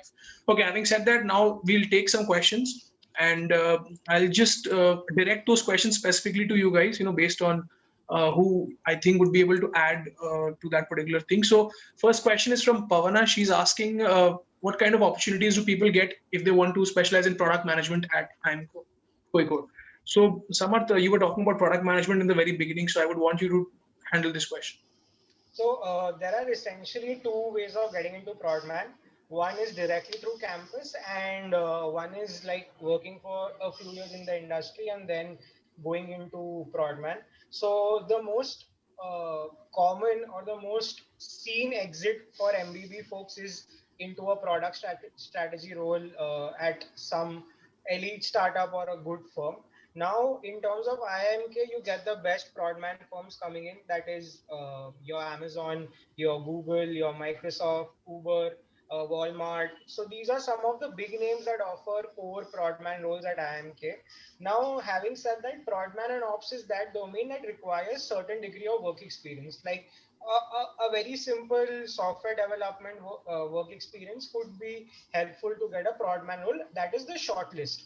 Now, coming to someone who's a fresher but wants to get into Prodman, I think the best way for that individual would be to look at startups that are in their high growth phase and to look for associate Prodman roles, which is called APM. So for APM, you still might get a shortlist, but for your Prodman or senior Prodman role, it's not possible to get a shortlist if you don't have some relevant work experience before joining a B school. And even if you say you get an offer which is not Prodman related from college, you can always apply off campus for APM roles in different startups. And again, another thing or another role that is gaining a lot of traction, which might be open to freshers, is something which is called a PMM, which is a product marketing manager, which is a blend of Prodman as well as marketing. That could be, inclined or open to freshers. So that is also something that freshers who want to enter this domain can look at. But more or less, yeah, this is the base case criteria for getting a shortlist to a product management role. Okay. Thank you so much, Samarth, for adding to that thing. Ojas is asking, are there core IB profiles offered during placement? So investment banking question, what kind of profile can we expect from Indian banks? So if Indian IB versus multinational bulge bracket bank. So yeah, Harshita or Ritika, any one of you can take this. Okay, Yeah, so Ritika, go ahead. okay, so Axis Bank has its IB, which is called Axis Capital, but unfortunately, it does not come to recruit from IMK, and they go for colleges like IIM Lucknow and SPJIMR, and obviously ABC. So that is somewhere that does not come, and it compared to the if you talk about IB roles, two firms which are JP Morgan Chase and Goldman Sachs. So these do come on the campus, and they do offer the IB roles, but for banks, we don't have IB roles coming to the campus as of now. Yeah. Okay. And Indian banks like Kotak or say IIFL or JM Financial, so do these companies not come for recruitments? Uh, the like so for till our year it did not come, and for juniors I'm not really aware whether they come or not. Okay. So yeah, I mean, that answers the question that, there are opportunities, but not with respect to Indian IBs, but yeah, multinational IBs. Thank you, Ritika. Okay, the Hariharan is asking question IMK versus IML versus SPJN. IMK versus SPJN we've already discussed, but IMK versus IML is I want you guys to throw some light on it. If you know, Ritika, just you mentioned that Axis goes at IIM Lucknow. So with respect to these two colleges, which one would you choose if you were given an option? Okay, so not anything, but definitely when it comes to better role offers, because see, one thing that differs in IIM Lucknow and K is the time since these colleges have been functional. So a lot depends, a lot of companies and roles that are coming to Lucknow are somewhere, most of the companies that come are common. See, there are a lot of companies, I can say probably around 70% of the companies and roles that would come to these campuses would be common. Suppose if Amazon comes, they will hire for almost similar profiles from L and K, but then there were some profiles which will differ, but most of the companies remain same. So one thing that I feel Lucknow gets some better roles in some aspects would be the fact that they have been the campus is old and they have a lot of alums, and that kind of contributes to the kind of roles that comes. Also, when it comes to IMK, we have PEVC firms which have come for the first time since our batch. So yeah, even IMK is improving a lot in terms of what are the offers that are coming, and I'm pretty sure slowly we'll be able to have most of the firms that L has. But when it comes to offers right now, if you feel, I feel IIM L is a better choice. Fees, IIM Lucknow has increased it this year to 19.5. So I guess that is an aspect where nothing differs. One thing, campus, if you want a great campus life, which I don't know, with like probably campuses might open at the end of the year. Definitely, it would be IIM Kozhikode, because that is something which cannot be matched by any other campus, I feel, in India. So yeah. Yeah, as it's said, it's God's own campus. So yeah, I mean, thank you, Ritika, for adding to Guys, that. just Yeah, sorry if I'm interrupting. Just to add to no issue. Ritika's point, I am fortunate enough to have friends who passed out with me from all the top IIMs. So just adding to Ritika's point is that at L there is this not L, but for colleges beyond or above ABC, beyond K, is the fact that over there, even with better opportunities and greater alum strength, you also need to one also needs to understand that the competition over there would be higher than what it is at K. So I'm not devaluing any college out here, but again, you need to understand how much is your throughput and whether with your profile will you be able to get better opportunities at K or excel better at K or at L, because many a times that complexity quotient comes into a picture. And one can also compare the number of, say, IITians and DU folks that are there in L and that are there in K. So say if I am someone who has a decentish profile and my aim is to get into an MBB for that matter, what would be my chances of standing out at a college like K and at a college like L? So that is another parameter that not many people think of, but something that can for sure be seen at. Yeah, exactly. From a strategic point of view, if you want to look at whether you would like it's as equivalent as whether you would like to have a tag of say an IIM ranker, or you would like have to have a tag of say an MDI, someone who did good in MDI. So it's like that kind of a thing where people choose between MDI and say college like IIM Shillong if they have options. So people would rather go for IIM Shillong, be the best in them rather than be someone who was an average student at MDI. Yeah, but these were the random examples which I gave. Okay. There are three questions which I want to club. It's all about experience and work experience. So, what are the advantages and disadvantages of being a fresher at IIMs? Then there is a question which is totally different, which is like, if you have 3 years of work experience, is it like a disadvantage during placements? And because Harshita and Ritika both had less than 1 year of work experience, so were you guys considered as absolute freshers? So these are the three questions which I've kind of clubbed with respect to work experience versus freshers. So yeah, Harshita, you can probably throw some light on this. Yeah. So since my work experience was less than 1 year, I was mostly categorized as a pseudo fresher itself because I did not have a lot of work experience that I could show in my CV, because practically in the first 8 months, first 2 months are gone in training, or you're getting accustomed to how the work happens. So there is not a lot of things that you have achieved at your workplace. So there is not a lot of things that you can speak about. But having some work ex obviously has its advantages, because if you have worked at a certain reputable place, you can write that on your CV, and that definitely increases your chances of getting shortlists. For example, having Deloitte on my CV really worked well in my favor for getting shortlists of finance companies or consulting companies for that matter. But again, since the experience was very less, I could not I mean, there was not a very lengthy discussion that could happen in my interview regarding the work that I had done. So if you are expecting questions on your work ex directly, I would say that having a work ex of more than 2 years would work well in your case. But again, for marketing, if you have a work experience of more than 3 years, it is usually not a very good thing, because like the general perception is that you get shortlists for marketing if you are a fresher. So it entirely depends on whatever field you are targeting. If you have relevant work experience and you want to continue working in that field, having a work experience is good for you. If not, and the company is well reputed and well known, then again it would be advantages for you in getting shortlists. That was my case. Okay, and just this particular thing I'm adding from my point of view, that if suppose you're a fresher and versus someone who has 2+ years of work experience, what kind of roles are meant to be like fresher suited roles, and what kind of roles are meant to be like people with 2 or 3 years of work experience ultimately end up in those particular roles? Is it like I mean, is there a difference between these two things, or is it like any role is suitable for anyone just based on your interview and the kind of shortlist you get?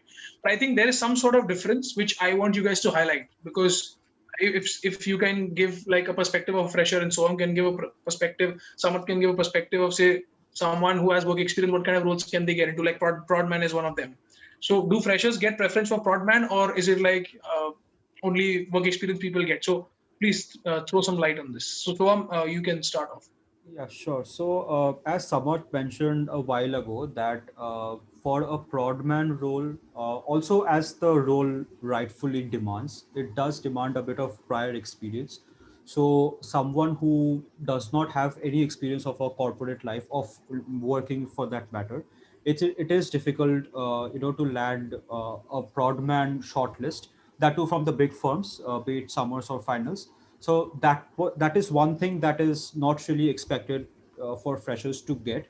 Talking from a fresher point of view, I would say that yes, marketing companies do prefer freshers. Also, there are a few companies in finance who also don't mind taking freshers. So it's neutral, pretty neutral from them. Because in my batch there were quite a few people who have gotten into finance roles being a fresher, so it's not a problem. Uh, One thing that also comes to my mind is with respect to consulting. In consulting, consulting firms do tend to give a heavier weightage to preference to work experienced people, because they are expected to, it's a very client facing job. It's a very client facing role. So yes, experience does count in that matter. But from a marketing perspective, I'll tell you the reason why marketing companies prefer freshers. is that so when WorkX people come to a campus, usually they have come to MBA after 2-3 years of WorkX, right? So like, and obviously after since most of us have done engineering or let's say BCom, so we have gone through the the grind of the first 2-3 years of working life, right? And after that we do, people do have preferences of having a very stable and a job which requires you to be in one location of sorts, right? So, and when it comes to marketing, the hard fact is that after getting out of campus, like most of my peers are doing, it requires almost 2 or 3 years or probably more of hard rural stint or hard on ground stuff, right? So that is something that a lot of work experience people don't mind. Again, that this is my perspective, and again, perspectives do vary from person to person, but this is one bias that workex people have with respect to not that being that much inclined towards applying to marketing companies, whereas freshers don't really have that kind of a bias because they come from and in a clean slate and FMCG. So when you're starting your career, FMCG, if I specify FMCG to be precise, then it's a very niche domain, right? So for someone who has started his or her career in FMCG, you can take a jump from FMCG to other domains, but it's very difficult to take a jump after a few years from another domain to a sales and marketing in FMCG. So that dynamics is what really sets in from a B school point itself. That is, freshers, once they start in the domain, they they can then direct themselves onto other domains, but the reverse is very hard to pick. So that is one difference that comes to my mind. Okay, thank you so much, Soham, for adding your bits. Again, I'll club two questions. Sakshi, Akash, and Yash have all asked this question. How is the academic rigor in the first trimester? Do students find time to chill at all, if that is like a case? And how is the peer learning aspect as well? So, yeah, Ritika, Samarth, or I mean, any one of you can take this. I think probably Samarth can start and then Ritika can add. So, like I'd already mentioned, so Lucknow is called hell because of the academic rigor. IIMA is already super popular for what rigor that they have because they are the original PGP one survivors. But when it comes to K, ideally for the first 3 trimesters, you would be having close to 7 to 8 subjects per trimester, which is fairly manageable to other colleges that might be having 10, 11, 12, 13 subjects per trimester. Again, regarding the balance between chill and you know how much do I want to study, that is a very personal opinion. So for instance, if you pay attention in class and just do the readings well and stuff like that, you easily might end up being in the top 15-20% of the batch without any efforts. But say your aim is to academically excel and be in the top 5 or 10% of the batch, you essentially will need to put in a few hours uh, before after the day ends, or like ideally some people, like majority of us at IIMK, start studying for the exam a night before, or say a day before the examination. But say if you want to be in that top bracket, ideally you would be starting a week or a week and a half before your mid or end terms. So yeah, for someone, so it's again a very personal thing as to where you want to invest your time and how you want to invest your time. And it's not that that because the rigor is so much, you wouldn't get time to chill or something. So Harshita and I are in the same friend circle since the very first day of IIMK, and probably the most fun that we had at K was in the first trimester itself, because the rigor was also there, the placement rigor was also there, and at the same point of time, that is when majority of the student body events were happening and we were going out and stuff. So yeah, I mean, again, it depends very much on what your intentions are, and at the same point of time, there are many people who balance the act really well. So we have friends who are in the top 5% of the batch. They are in student bodies, they excelled at case competitions as well, and they have been with us in all parties as well. So again, it's a personal take to things. Okay, and for Ritika, I'll just add one more bit to your, your what you're going to answer. So, how important are the grades and academics at IMK? So, you said that your selections happen, your elective selections happen in your second year. So is it like your CGPA or whatever grades you get plays a big role in you getting the subjects that you want? So can you elaborate on that part as well? Okay, so yes, because there are certain subjects which do have very high bidding points. So if you want those subjects, you definitely need to have grades. Also, when it comes to your electives, I feel it's a very personal choice that you take. See, and your whatever workload comes on you depends on that, because there are certain subjects which are very heavy, like you have corporate valuation, economics of strategy, and there are which are there in the term 4 itself. So if you want to study all those, you will definitely need higher bidding points to bid, because these are some of the best courses at K, which are taught by faculty which have been renowned, and even your seniors keep on telling that these are some star courses that are there. So your rigor will depend upon the courses that you choose. So one thing that I did was I actually chose 3 heavy subjects out of the 6 in term 4, and that actually made it difficult for me to balance things. So when you're choosing your electives, you have to maintain a balance. And yeah, so your CGPA does play a role, but when it comes to placements process, for IIMK, till now we do not write our CGPA on the on CV.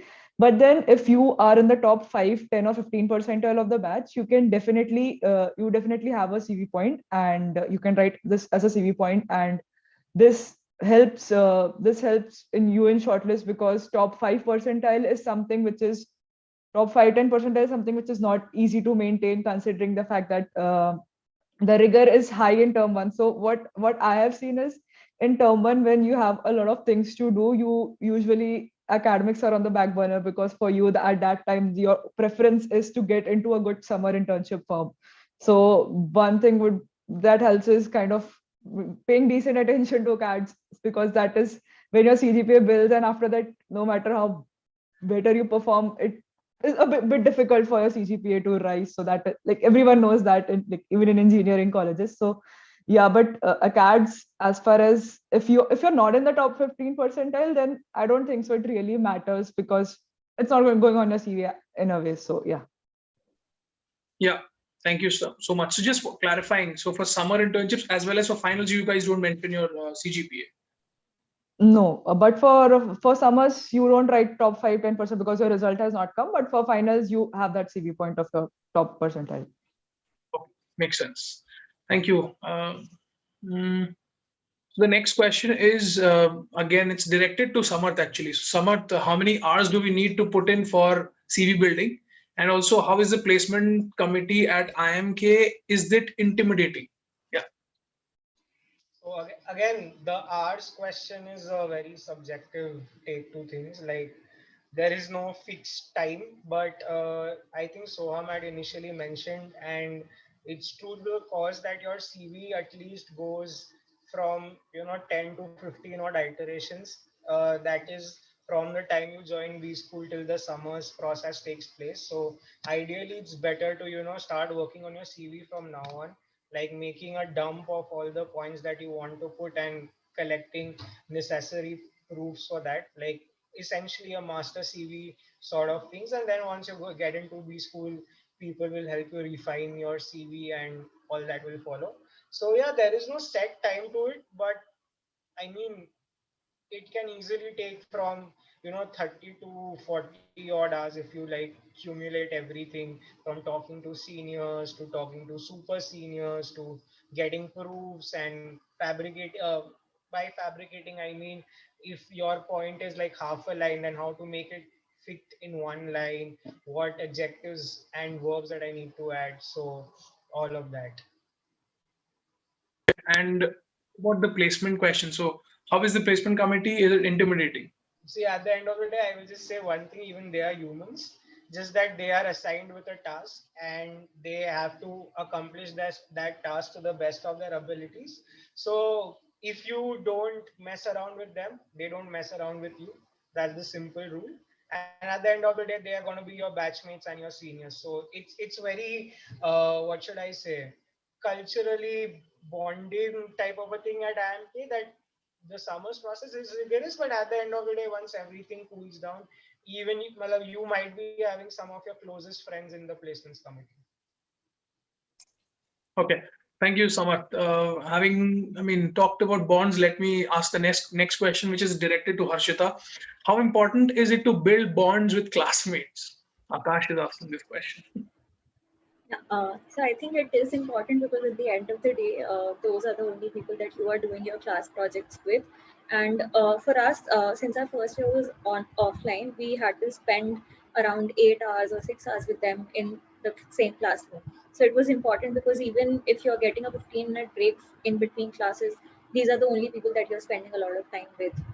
But so that being said, it is important. However, it a lot of people just stick to stick to people only from their section. I think it is necessary to maintain a balance, that you have to have friendship with people in your class and as well as other sections also. How many sections are there overall? So we had sections till H, from A to H. That makes it 8. How many sections in total? Yeah, eight sections. Okay, next question I'll ask Soham. So Soham, Payal is asking this question, that does a gap year affect negatively during placements? You mean gap year before MBA, before joining MBA? Okay, so there are a couple of things that comes to my mind. First of all, so you will be asked, if it does matter, you'll be asked about that in your IIM interview itself, and the whole thing really matters around how you answer it, right? Because if you just answered that I was, retaking CAT and I was just preparing for CAT and that's why I took a gap year, that does not really sound good, because it does show that you don't have any other things to do and you're putting all on your money in one basket. So that's not really desirable. For me, if I was asked this question, if I had a gap year, I would try to incorporate things that I did during the gap year that would probably add value in my MBA once and when I joined a B school. So if you have a gap year, I do not think that it's going to play a negative impact on your placements. Definitely not from a placements perspective. But then if at all you're asked, then it's all about how you frame your answer. So mostly focus your answer around the things that you did in that time, which can add value in future or during your MBA or after your MBA. Okay. And again, like an additional question again to Soham itself, probably the second last question. So how do you build your CV so as to get a shortlist in an FMCG company, so sales and marketing domain? What do you show? What do you not show? Or what kind of things do you do to show an inclination that you want to build a career in FMCG? Okay, so I don't think that there is really a hard fast mode of building CV for an FMCG exclusively, because since I'm hoping that this question is from a Summer's perspective, so in Summer's perspective, it's all about bringing out the best points that you have, the best things that you have done in your life till now. It's all about that, plain and simple, right? And as Samarth mentioned, that there are around 10 to 15 odd iterations, even if not more. So I'm very sure that the first iteration that all of us had done in our CV, that our final edition of our CV was probably much, much more better. And it did come after a lot of digging and scratching and talking to people and getting a lot of points and elaborating on a lot of points, the style in which you write your answers. So I think not just FMCG, but for any company, it's very important to visit every single point of activity that you have done from a high school level to your undergrad, to your college, your plus two. Anything and everything that you have done might not come to you at once, but once you start going through the certificate, your old certificate, something or the other might pop up. And anything that adds value, as simple as it. From a Summer's perspective, it's as simple as that. So just dump everything, all the things that you have done in your life. And secondly, the most important is the way that you're writing it. Again, seniors would be there, the placement committee works day and night in this process of refining your CV, but at the end of the day, the effort has to really come from your own side. All the things that you can really generate, the way you establish your work, the way you write your work, it may not be in actuality, may not be that good, but the way you establish it or write in your CV or explain while answering a question really makes or breaks the deal, right? So it's all about how you furnish your answers and how you make your CV is going to decide. Great. Thank you so much. Okay, so with that, I think most of the questions we have answered. Just the last bit I would want to know from you guys, now that these people who are joining this year, what would be one bit of advice from your side to these students? And also, they might have 1.5 months before their curriculum starts or their college starts. So what exactly should they do in this 1 month for the purpose of getting ready to start their journey at, say, IIMK or other colleges which they are joining? So a piece of advice from your side, as well as how to manage this 1.5 months that they have at hand. So I'll start with Samarth again, and then we'll again go in that manner. So, I mean, keeping it very short and simple, because you have 1.5 months left. The little that you can do is jot down some points for your CV and start working on your proofs. Start interacting with your batchmates, like talking with your seniors, and this ideally should be taking like 2 to 3 hours of a day.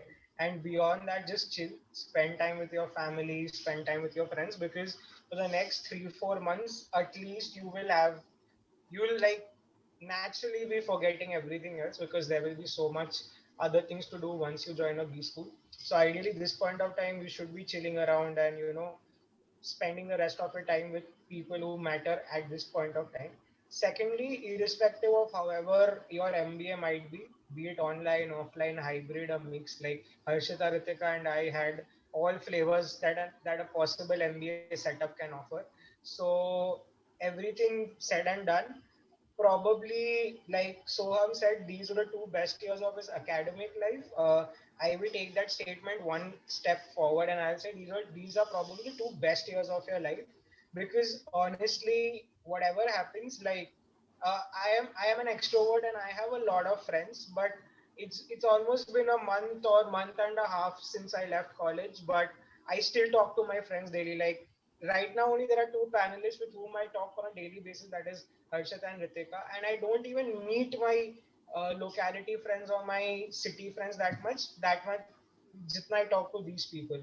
So again, you will be having very strong bonds that are made, and basically these people would be with you for the larger part of your life, because you are going to move into the corporate world, and it's going to be these people and other people from other B schools who are going to be with you.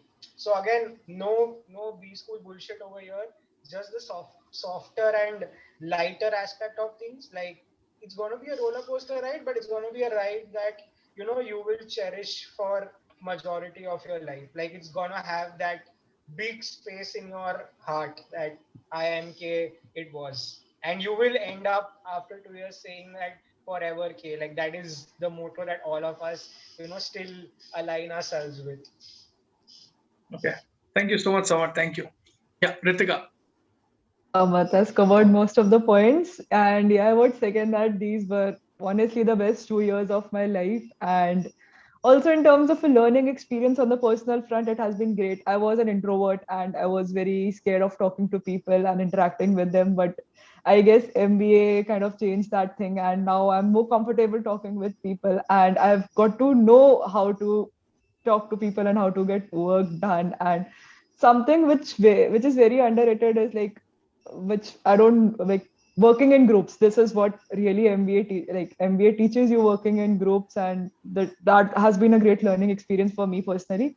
Coming on what to do in the remaining 1 month is definitely you can work once on your CV, because once everything starts on going, something that you can have done it before is the CV thing. Also, one more thing you can do, in my opinion, is to be a little brushed up with current affairs and whatever is happening, because something is that, because definitely you will be asked certain questions around current affairs in your summers interviews as well. So one thing is to keep in touch with these, because that is something you need to keep on touch. And yeah, if you are interested, you can study a few basics of finance or economics, because that might help. Otherwise, that just enjoy, because the next 3 months are going to be a roller coaster, so it's better to enjoy as much you can right now. Yeah. Yeah, thank you so much, Ritika. Thank you. Yeah, Harshita. Yeah, so I would also give the same advice. Make your master CV, because I know that it is going to take a lot of time, because there are some points that don't hit you instantly. So spend time with yourself, think that what all you have done in your life and jot that down on a piece of paper. Another important thing is collecting proofs. Now that everything is happening online, collecting proofs is even more difficult because you can't visit your school or you can't visit your teacher, and you can't ask them for proof. So online it is going to be all the more difficult, and it is going to take more time. So if you have some free time now, it's better to invest your time in that area.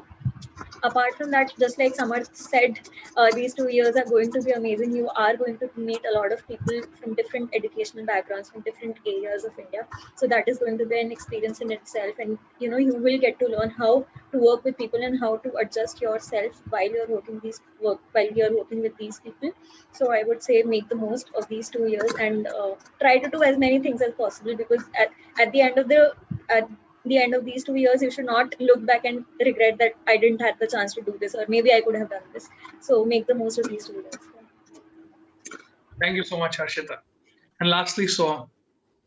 Yeah, so mostly everything has been covered by Samarth, Ritika, and Harshita.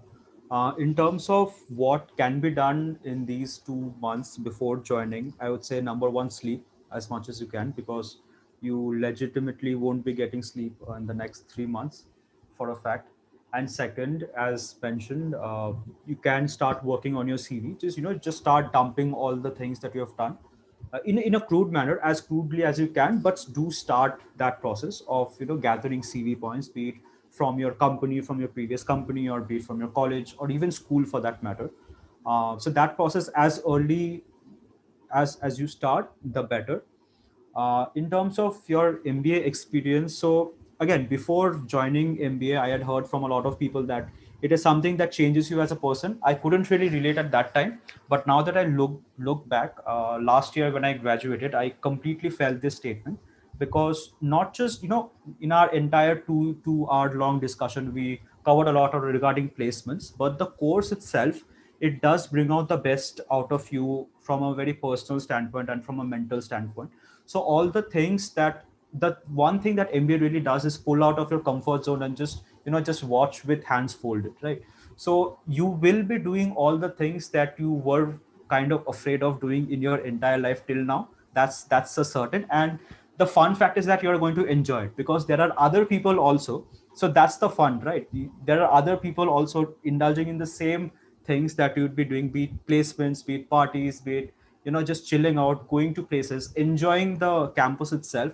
So all the things in a package is going to be a journey of a lifetime, and something that you're going to carry even much beyond your 2 years, and the connections and the bonds that we talked about so much. So that thing you're going to realize once you pass out of the campus. And even now, when I talk to my batchmates who are in other companies, even if I have not talked to them in less than 2-3 months, when we take up the conversation, it was just like having Maggie in the night canteen. So it's so yeah, connections don't really forget, right? So that is a bond that you're going to cherish for the rest of your life. And yeah, just take it as it comes. Don't put a negative bias on yourself, that is, I don't have these many marks, I don't have this, I don't have that, so maybe this is not for me. Don't put any bias, because just make yourself open to as much experiences as you can, as Harshita mentioned. So yeah, just brace yourself and just take it as it comes. Thank you, Soham. And with that, actually, we come to the end of this session. Thank you for taking our time. Thank you, people who attended this session. Just parting words from my side would be, this was an icebreaker session with respect to covering aspects related to IIM Kozhikode. Similarly, we have sessions tomorrow scheduled for NEET, Excel, and IIM Indore. At the same time, in case we've talked about different things like CV content, as well as case study competitions or preparation for your summers. So we have a mentorship program where your own alums will help you vet your CV in terms of what content you're putting, what you should put, what you should not put. They'll help you prepare for your GDs. We'll have such kind of workshops where we'll focus on specific specializations like finance, marketing, prodman, consulting. So we'll have workshops for different specializations, as in how do you crack placements in these companies. So in case you are interested in enrolling for the program, I've already shared the link to the brochure of the program on the chat. It's already pinned there. And at the same time, you can also check out the other link which I've just mentioned. So in case you think this is going to add value to you, definitely enroll for it, and we'll see you then in this particular session itself. So with that, thank you so much for joining in. Thank you so much, panelists, for giving your two precious hours. But at the same time, helping the juniors out, and hopefully people would have benefited from this session. Thank you so much. Thank you. Thank you. Thanks, everyone. Thank you.